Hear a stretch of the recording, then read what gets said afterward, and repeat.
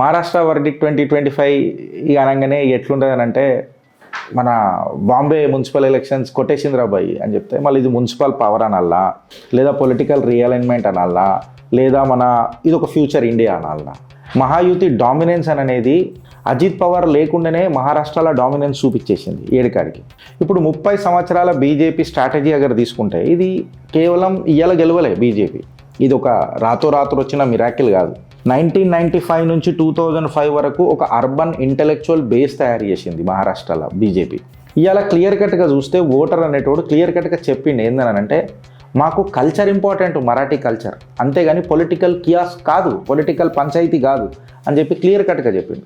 ఇవాళ new formula ఏమున్నది అని చెప్పి మాట్లాడితే Marathi culture and identity plus Hindutva ఇదొకటే విన్నింగ్ కోయిలేషన్, ఇదే విన్నింగ్ స్పిరిట్ అని చెప్పి మాట్లాడండి. అత్యంత పైసగల్ల కార్పొరేషన్ ఏదైనా ఉన్నది దేశంలో అంటే అది బాంబే మున్సిపల్ కార్పొరేషన్ లేదా Mumbai municipal corporation. CM post కంటే ఎక్కువ కూడా బాలాసాహెబ్ ఠాక్రే గారు ఈ బిఎంసీని చాలా వాల్యూ చేస్తుండే. సీఎం పోస్ట్ కంటే ఎక్కువ. పాలిటిక్స్ అంటే ఈగో కాదు, పాలిటిక్స్ అంటే నంబర్స్, అర్థమెటిక్ అని చెప్పి క్లియర్ కట్గా చూపించింది.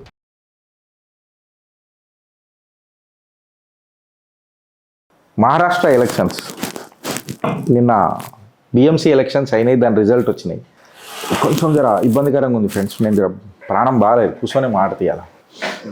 మహారాష్ట్ర వర్డిక్ట్ 2025 వచ్చింది. మహారాష్ట్ర వర్డిక్ట్ 2025 ఇక అనగానే ఎట్లుంటుంది అంటే బీజేపీ ఆఖరికి మన బాంబే మున్సిపల్ ఎలక్షన్స్ కొట్టేసిందిరా బాయ్ అని చెప్తే మళ్ళీ ఇది మున్సిపల్ పవర్ అనాలా, లేదా పొలిటికల్ రియలైన్మెంట్ అనాలా, లేదా ఇది ఒక ఫ్యూచర్ ఇండియా అనాలా.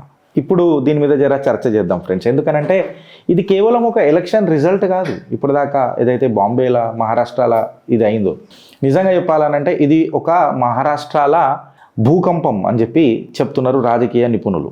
బిగ్ పిక్చర్ ఏంది అని అంటే ఏవైతే కీలకమైన 29 సీట్స్ ఉంటాయో ఆ 29 సీట్లల్లో 25 నుంచి 26 సీట్లు బీజేపీ గెలిచింది. 29 సీట్లల్లో మహాయుతి డామినెన్స్ అనేది అజిత్ పవార్ లేకుండానే, ఇక మళ్ళీ ఆయన అంటాడు కదా ఇక్కడ పోయినా అని, అజిత్ పవార్ లేకుండానే మహారాష్ట్రలో డామినెన్స్ చూపించేసింది ఏడుకాడికి. ముంబై, పూణే, నాగ్పూర్ బీజేపీ అసలు ఎవరు ఎక్స్పెక్ట్ చేయలే బీజేపీ అంత జబర్దస్త్గా గెలిచింది. అంటే ఇక్కడ బీజేపీ గెలవడం అని అంటే నరేటివ్ అనేది ఖచ్చితంగా కొలాప్స్ అయినట్టే కదా, నరేటివ్ అనేది ఖచ్చితంగా కొలాప్స్ అయినట్టే. ఇప్పుడు 30 సంవత్సరాల బీజేపీ స్ట్రాటజీ అగర్ తీసుకుంటే ఇది కేవలం ఇయ్యాల గెలవలే బీజేపీ. ఇది ఒక రాత్రి వచ్చిన మిరాకిల్ కాదు. 1995 నుంచి 2005 వరకు ఒక అర్బన్ ఇంటెలెక్చువల్ బేస్ తయారు చేసింది మహారాష్ట్రలో బీజేపీ. 2005 నుంచి 2015 వరకు బూత్ లెవెల్ పెనట్రేషన్ చేసింది భారతీయ జనతా పార్టీ. 2015 నుంచి 2025 వరకు డేటా ఇంకా క్యాడర్, దాని తర్వాత ఒక సుపరిపాలన అందించే ఒక ఎవిడెన్స్ బేస్ రాజకీయాలు చూపించింది భారతీయ జనతా పార్టీ. అంటే మహారాష్ట్రలో భారతీయ జనతా పార్టీ ఏదో ఒక ఫ్లూక్లో గెలవలే, మహారాష్ట్రని ఓట్ బై ఓట్ గెలిచింది Bharatiya Janata party. New ideology ఇలా భారతదేశంలో కొత్తగా మాట్లాడాల్సిన డాక్టరైన్ ఏంది ఎలక్షన్స్లలో అంటే ఐడియాలజీ అనేది డేటా పరంగా తిరుగుతున్నది. ఎస్, మీరు వింటుంది కరెక్ట్. ఎట్లా అంటే professional politics versus emotional politics ఇవాళ మనం చూస్తున్నాం. మైక్రో సెగ్మెంటేషన్ ఆఫ్ ఓటర్స్ మనం చూస్తున్నాం. Micro segmentation of voters, booth wise data mapping మనం భారతీయ జనతా పార్టీలో చూసినాం.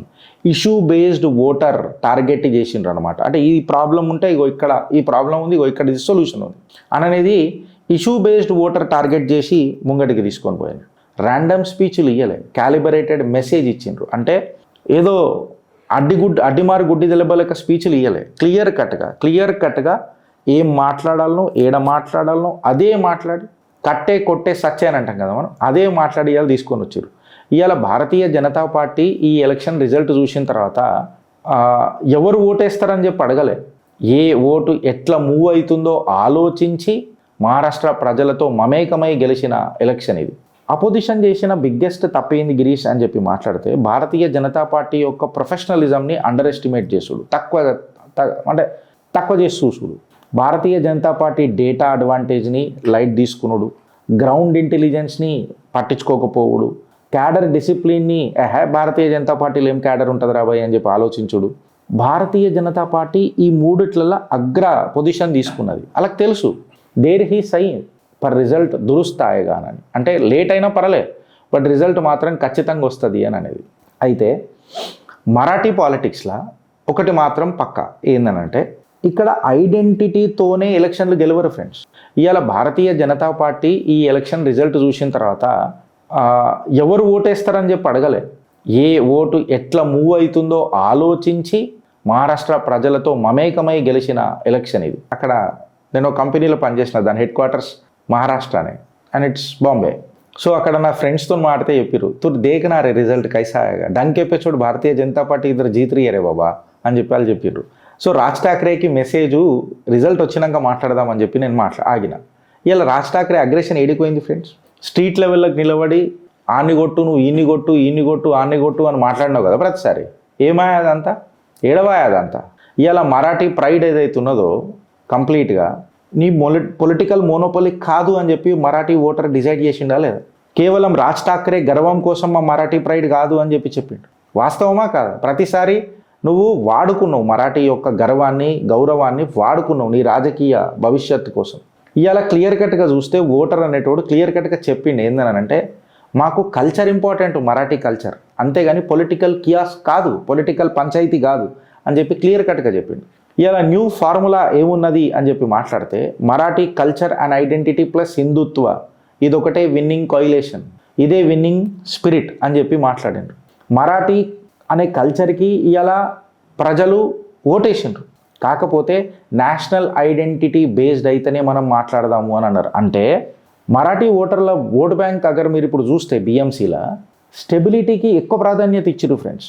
అంతేగాని గల్లీలలో అడ్డమైన రాజకీయాలు చేసేదానికంటే స్థిరత్వం, మన ఏమంటారు స్థిరత్వం అని అంటారు కదా, స్థిరత్వానికి, స్టెబిలిటీకి గట్టి పెద్దపీట వేసిండ్రు. ఈ సెలక్షన్ కంప్లీట్గా ఏం సీల్ చేసిందని అంటే, మరాఠీ ఆత్మ ఛత్రపతి శివాజీ మహారాజ్ యొక్క స్ఫూర్తితో హిందుత్వ అననే వెన్నుపూసతో లింక్ అయి ఉన్నది అననేది ఇవాళ క్లియర్ కట్గా మరాఠీ ప్రజలు చూపించారు. రాజ్ ఠాక్రే యొక్క పొలిటికల్ వెయిటేజ్ ఏదైతే ఉండే చూడు, మే ఇదరాయా అని చెప్పి ఏదైతే పీకుడు మాటలు మాట్లాడిండు చూడు, క్లియర్ కట్గా చెప్తే కాళ్ళ మీద కూడా నిలబడలేకపోయాడు. ఇలా రాజ్ ఠాక్రే కంప్లీట్ మహారాష్ట్రలో పొలిటికలీ ఇర్రిలవెంట్ అయిపోయాడు. ఠాక్రే గారి పేరు యూజ్ చేసుకొని మీరు ఇష్టం వచ్చినట్టు చెలాస్తానంటే మాత్రం ఎట్టి పరిస్థితులలో కుదరదు అని చెప్పి క్లియర్ కట్గా చెప్పిండ్రు. అంటే రాజకీయాలు అనేటివి పేరు కంటే ఎక్కువ చేయాలి. మేము బాలాసాహెబ్ ఠాక్రేని అత్యంత గౌరవిస్తాం, బట్ ఓట్లు పడాలనంటే నీ పర్ఫార్మెన్స్ మాత్రం ఖచ్చితంగా ఉండాలి. ఆయన పేరు పెట్టుకొని నువ్వు అడ్డమైన రాజకీయాలు చేస్తా అంటే మాత్రం కుదరదు అని చెప్పి క్లియర్ కట్గా చెప్పిండ్రు. ఇవాళ షిండే వర్సెస్ ఉద్ధవ్ ఠాక్రే వీళ్ళిద్దరు కాంబినేషన్కి ఇట్లా తీసుకొని చూస్తే, షిండే ఏకనాథ్ షిండే అని చెప్పి మొత్తం హైదరాబాద్ మన ఏమంటారు భారతదేశంలోనే ఫేమస్ అయిపోయింది. షిండే ఇవాళ ఎట్లా అయిందంటే, ఒక బ్రాండ్ లేకపోయినా ఒక పవర్ సెంటర్ అయ్యిండు. ఉద్ధవ్ ఎట్లా అయిందంటే, బ్రాండ్ ఉన్నా పవర్ లేకుండా పల్లీలు అయిపోయిండు. ఇవాళ భారతీయ జనతా పార్టీ అగర్ మీరు తీసుకొని చూస్తే, భారతీయ జనతా పార్టీ దగ్గర పవర్ ఉండే, బ్రాండ్ ఉండే, దాంతోపాటు స్ట్రక్చర్ కూడా ఉండే. అది అంటారు కదా, రంగు, రుచి, చిక్కదనం అని అంటారు కదా, 3 గుణాల 3 రోజెస్ ఈ కమలానికి వచ్చినాయి. శివసేన చెప్పకనే తన కాళ్ళ మీద తాను ఎట్లా కొట్టుకున్నదో మనం అందరం చూసినాం. అందరికంటే పెద్ద లూజర్ నాకు ఇక్కడ ఉద్ధవ్ ఠాక్రే, రాజ్ ఠాక్రే కంటే నాకు అజిత్ పవార్ అనిపిస్తాడు. ఈడ క్లియర్ కట్గా ఒక సంకల్పం అంటారు కదా, సంఖ్యల బలాన్ని, సంఖ్యను రెండుటిని కొట్టిపడేసింది. దేవేందర్ ఫడ్నవీస్ ముంగట మోకాళ్ళ మీద కూర్చునేటట్టు క్లియర్ కట్గా చేసింది. అంటే నీ ఏవైతే పెద్ద పెద్ద స్లోగన్స్ ఉంటాయి చూడు, ఆ స్లోగన్స్ డెవలప్మెంట్తోని గిట్లా క్లాష్ అయితే మేము డెవలప్మెంట్కే పెద్ద పీటేస్తాము, కరప్షన్ వర్సెస్ డెవలప్మెంట్ యాంగిల్ అనే మేము మాట్లాడతాము, డెవలప్మెంట్ యాంగిల్ ఉంటే చాలు అననే, అది కూడా ట్రాన్స్పరెంట్ అడ్మినిస్ట్రేషన్ అయితే అని చెప్పిండ్రు. సో ఇలా అజిత్ పవార్ని క్లియర్ కట్గా చెప్పాలంటే పొలిటికల్గా మార్జినలైజ్ చేసేసిందా లేదా బిఎంసీ. మహాయుతి క్లియర్ కట్గా చెప్తే, ఈ మహాయుతి అంటారు కదా మన కూటమిని, మహాయుతి కూటమి అని అంటారు మహారాష్ట్రలో. ఈ మహాయుతి కూటమిలో భారతీయ జనతా పార్టీ ఒక యాక్సిస్ అయింది ఫ్రెండ్స్, అసెసరీ కాదు. యాక్సిస్కి అసెసరీకి చాలా తేడా ఉంటుంది. నీ డోరు తిరగాలనంటే దానికి ఒక యాక్సిస్ ఉంటుంది, ఆ యాక్సిస్లకి ఏం తిరుగుతూ ఉంటుంది అది. నీ అసెసరీ అని అంటే ఒక ఫిట్మెంట్ అది. సో నీ ఓట్ ట్రాన్స్ఫర్ ఏ రకంగా అయింది, నీ క్యాడర్ని ఎట్లా కట్టిపెట్టుకున్నది, నీ లీడర్షిప్ క్లారిటీ ఏమున్నది, time and again Bharatiya Janata పార్టీని ఇది ప్రూవ్ చేసుకుంటూ వచ్చింది మిడిల్ మెన్ లేకుండా. ఇలా Mumbai municipal corporation or Bombay municipal corporation BMC గెలిచిండ్రు అని అంటే దేశంలోనే ఇది ఒక పెద్ద బంగారపు కిరీటం అని అంటారు. Richest civic body in India, అత్యంత పైసగల్ల కార్పొరేషన్ ఏదైనా ఉన్నది దేశంలో అంటే అది బాంబే మున్సిపల్ కార్పొరేషన్ లేదా Mumbai municipal corporation. CM post కంటే ఎక్కువ కూడా బాలాసాహెబ్ ఠాక్రే గారు ఈ బిఎంసిని చాలా వాల్యూ చేస్తుండే, సీఎం పోస్ట్ కంటే ఎక్కువ. ఇవాళ Bharatiya Janata party 25 to 30 years తర్వాత 30 సంవత్సరాల తర్వాత దీన్ని కైవసం చేసుకున్నది అని అంటే ఎవడైతే ముంబైని కంట్రోల్ చేస్తాడో వాడు మహారాష్ట్ర ఫ్యూచర్ని కంట్రోల్ చేస్తాడు ఫ్రెండ్స్. ఇది నేనన్న మాట కాదు, తరతరాలుగా మాట్లాడుకున్న మాట. ఇవాళ భారతీయ జనతా పార్టీ సుమారు 80 సీట్లు గెలిచింది అనుకుంటా కదా, ఉద్ధవ్ సేన 55, షిండే ఫ్యాక్షన్ 30. దరిద్రం దండయాత్ర ఏంది తెలుసా? కాంగ్రెస్ అసలు ఏడ కనబడలే, కాంగ్రెస్ ఏడ కూడా కనబడలే, కాంగ్రెస్ వేవ్ అనేది కూడా ఏడ కనబడలే. స్ట్రక్చరల్ డామినెన్స్ అనేది సంకనాకిపోయింది ఏడుకాడికి. కాంగ్రెస్ ఒక సైలెంట్ స్పెక్టేటర్ అయిపోయింది మొత్తం ఈ పంచాయతీలో. అర్బన్ నరేటివ్ లేదు, కింద గల్లీలల్లో ప్రిజెన్స్ లేదు, లీడర్షిప్ లేదు, లీడర్షిప్ విజిబిలిటీ లేదు. మహారాష్ట్రలో కాంగ్రెస్ ఓడిపోలే, నా దృష్టిలో గాయమైపోయింది, కాంగ్రెస్ గాయమైపోయింది ఫ్రెండ్స్. ఇవాళ ముస్లింల ఓట్లు కూడా మనం తీసుకొని చూస్తే మహారాష్ట్రలో సుమారు 45 ముస్లిం మెజారిటీ వార్డులు ఉన్నాయి ముంబైలో. మళ్ళీ ఈ 45 ముస్లిం వార్డులలో ఎంఐఎం కేవలం 5 సీట్లే గెలిచింది. అంటే ఒక కొత్త ముస్లిం పార్టీలు కూడా ఎమర్జ్ అవుతున్నాయి రాను రాను. ఓఎస్సీ యొక్క పెత్తనం అనేది ప్రతిసారి లొలి పెడతారు చూడు, అరే ఐసా కాత కసా కసా అని. ఇది ఐసా కైసా కైసా కైసా కాదుగా, నువ్వు గవర్నెన్స్ ఏమిస్తున్నావు ఓఎస్సీ అని చెప్పి ముస్లింలు కూడా ఆలోచించుడు మొదలెట్టిండ్రు. ఇవాళ ఓఎస్సీ ఫ్యాక్టర్ గిట్లా మనం తీసుకొని చూస్తే ఫ్రెండ్స్, పెద్ద పెద్ద స్పీచ్లు ఇచ్చినంత మాత్రాన, రిజల్ట్ లిమిటెడ్ వచ్చినంత మాత్రాన కాదు. ఇవాళ చార్మినారా అని అంటారు కదా, చార్మినారా అని సింబాలిక్గా ఆ చార్మినారాకు పోయింది. ఓఎస్సీకి మొత్తం దేశంలో పెద్దగా లేదు. ముంబైలో పర్ఫార్మెన్సే దీనికి గట్టి నిదర్శనం. ఇన్ఫ్యాక్ట్ చెప్పాలనంటే నీ అరిగిపోయిన టేప్ రికార్డు లెక్క నువ్వు లొల్లి పెడతా అంటే ఓఎస్సీ ఇక నీ రాజకీయాలు నడవయి అని చెప్పి ముంబై ఒక తీర్పిచ్చింది. ఓటర్కి రోడ్లు కావాలా, అంతేగాని అరిగిపోయిన టేప్ రికార్డుల లెక్క లొల్లిలు కావు అని చెప్పి క్లియర్ కట్గా చెప్పింది. అయితే ఇవాళ ఒక పెద్ద చర్చ జరిగిందనమాట బాంబేలో.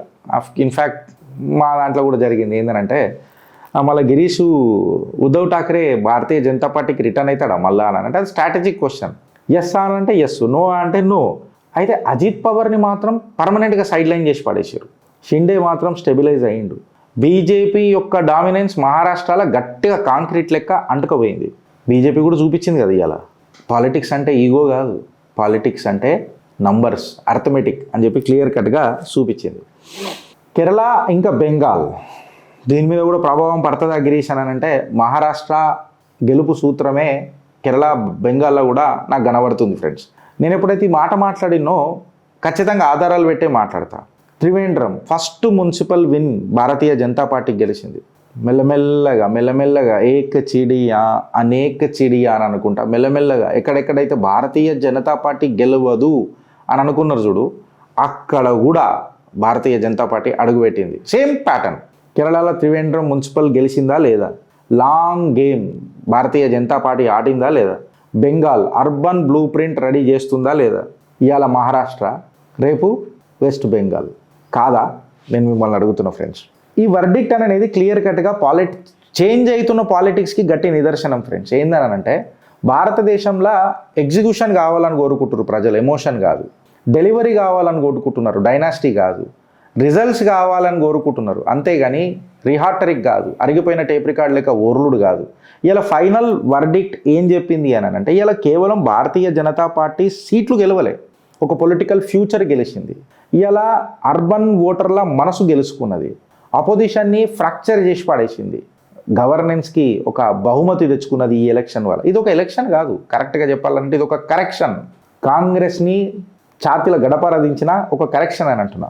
ఇక ఉద్ధవ్ వచ్చి బీజేపీలో జాయిన్ అవుతాడా, మళ్ళా ప్రాంతీయ పార్టీ రాజకీయాలు ఎండ్ అవుతాయా, డేటా డ్రివెన్ పాలిటిక్స్ ఇవాళ దేశంలో ఒక న్యూ నార్మల్ అవుతాయా, ఎట్లా పోతాయి అని అనేది మనం కూడా జర డిస్కస్ చేసుకోవాల్సిన అవసరం ఉన్నది. నా లోపల ఒక అసంతృప్తి కూడా ఉన్నది. ఏందనంటే ఒక 25-30 సంవత్సరాలు గట్టిగా అంటే చుక్క నీళ్ళు పడితే రాయి కూడా షేపు వస్తుంది అంటారు కదా, రాయి మీద కూడా మార్క్స్ పడతాయి అంటారు కదా, మరకలు పడతాయి అంటారు కదా. త్రివేంద్రంలో కూడా మనం మున్సిపల్ గెలిచినాం, ఆఖరికి బెంగాల్లో కూడా అడుగు పెట్టబోతున్నాం అన్నది ఒక చిన్న ఆశ మన మనసులలో చిగురిస్తుంది. దరిద్రం ఏందని అంటే తెలంగాణలో మనం ఏడున్నాం, ఉన్నామా? నిన్నగాక మొన్న ఒక ఛానల్, మళ్ళీ శాటిలైట్ ఛానల్, అక్రిడిషన్ ఉన్న ఛానల్ సెంటరు ఒక కీలక భారతీయ జనతా పార్టీ నాయకుడిని చివాట్లు మన ఏమంటారు, ఆయనకు క్లాస్ వీకింది అని చెప్పి చెప్తున్నారు. మీ దగ్గర ఏమైనా ఆధారాలు ఉన్నాయా? మళ్ళీ ఇది పాపరాజీయే కదా నువ్వు అన్నది. ఇప్పటిదాకా మొన్న రేవంత్ రెడ్డి గారు మాట్లాడారు కదా, అదే కదా పాపరాజీ కల్చరే కదా ఇది. మళ్ళా దీని మీద సజ్జనార్ గారు యాక్షన్ తీసుకుంటారా? ఆ ఛానల్ మీద ఇష్టం వచ్చినట్టు కూర్చుబి అధిష్టానము ఆయనని అది చేసిందట భారతీయ జనతా పార్టీలో. ఈ వర్గపూరు భారతీయ జనతా పార్టీలో ఎవరు వాళ్ళు? ఫ్రెండ్స్, నేను ఒక కార్యకర్తని, కట్టర్ కాషాయ కార్యకర్తని. నాకు అనుభవం ఉన్న దాంతోనే నేను మాట్లాడుతున్నా. వెనకటికి ఈ పార్టీ ఎట్లుండే అంటే, మన పార్టీ, ఈ పార్టీ అనవద్దు, మన పార్టీ ఎట్లుండే అంటే, అరే లొలివేటకరా, ఈ పార్టీలో అందరు అబ్జర్వ్ చేస్తూ ఉంటారు. నీది ఎక్కడ పోదు నీ కష్టం, నీకంటూ నువ్వు కష్టపడితే నిజాయితీగా నీకు అన్నీ దొరుకుతాయి అని ఒకటి ఉండే. ఇప్పుడు ఎట్లయింది తెలుసా? నువ్వు ఆంతో ఉంటావా? ఆహా అట్లనా అంటే నాతోనన్నుండు లేదా ఓన్తోనన్ను ఉండదు. ఇక ఎవరి గురించి ఏం కథ ఏంది పర్టికులర్గా నేను చెప్పాల్సిన అవసరం లేదు. ఇట్లా తయారైనప్పుడు పార్టీ ముంగడికి పోతుంది. కేరళలో గెలవబట్టే, బెంగాల్లో అడుగు పెట్టబట్టే, బిఎంసీలో ఆల్రెడీ అడుగు పెట్టేసినామా. తెలంగాణలో ఏం పెడతాం గిరీష్ అని అంటే, నా దగ్గర ఇప్పుడు 2 కమెంట్స్ ఉన్నాయి ఫ్రెండ్స్, 3 ఉన్నాయి పోనీ. జై హింద్, వందే మాతరం, భారత్ మాతాకి జై.